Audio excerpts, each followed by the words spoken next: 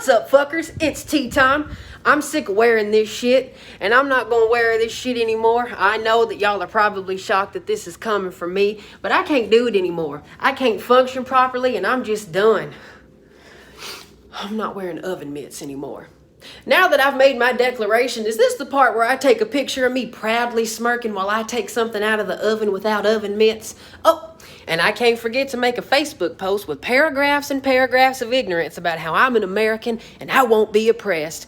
I'm just following the footsteps of that lunatic who lost the election to be the governor of Missouri last month, Sandra McDowell, and countless other Trump-publicans. Even though oppression doesn't exist when we talk about gays, women, and black people, oppression only exists when a Trump supporter has to wear a face mask.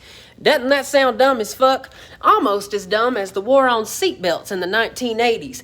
Most Americans refused to wear seatbelts, and 65% of all Americans were opposed to them being mandated by law.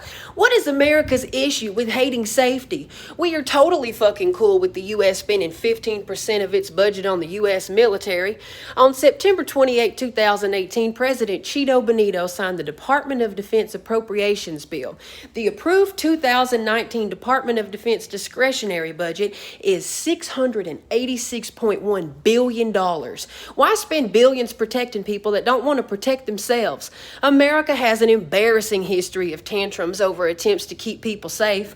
Americans protested seatbelts, bicycle and motorcycle helmets, and warnings on tobacco products. Some Americans actively do not want restaurants to show calories and nutritional value of foods. It doesn't stop there. Remember all the bullshit trying to get people to stop smoking in restaurants, bars, and planes? That was difficult, but it saves lives. Secondhand smoke kills other people, but it's my God-given right to smoke cigarettes wherever I want to. Is that in the book of Ruthie Jean? We all know Trump supporters believe that the Bible is best used as a weapon, a tool for manipulation. They love twisting God's words to meet their own agenda, but don't forget, it's only the gays who have an agenda. In the year 2020, Hippo Christians' weapon of choice is the book of 2 Corinthians, or 2 Corinthians, as noted biblical scholar Donald Trump would say. Chapter 3, verses 13 through 16, were wearing a veil over the faces mentioned. I'm pretty fucking sure when Paul wrote this, he was not talking about blue fucking surgical masks and COVID-19. Y'all can suck my ass till Tuesday. But by all means, let's ignore the fact that the New Testament mentions the concept of brotherly love 11 times and loving one's neighbor 10 times. I think that the easiest and quickest way to love thy neighbor is to wear a fucking face mask in a global pandemic. Now, I've strayed from religion over the years, but one verse from the book of Psalms sure has gotten me through 2020.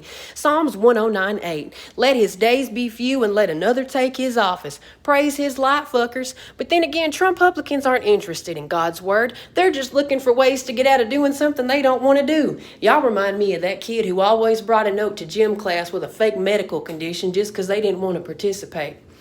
Does anybody remember that poster in science class? Carol never wore her safety goggles, and now she doesn't need them. It had a picture of a woman on it with glasses and a walking stick. She didn't follow the rules, and now the bitch can't see. Who knew in 2020 it would need to be altered to Karen didn't wear a face mask, and now she doesn't have to? Mask it or casket, bitch. This week we saw video of hundreds of Trump-publicans in the middle of a pandemic protesting in Utah over the mask mandate. People were declaring to identify as fresh air breathers. I identify as a COVID-free breather, but what do I know? I'm just a sheep. I think not wearing a mask is a bad idea.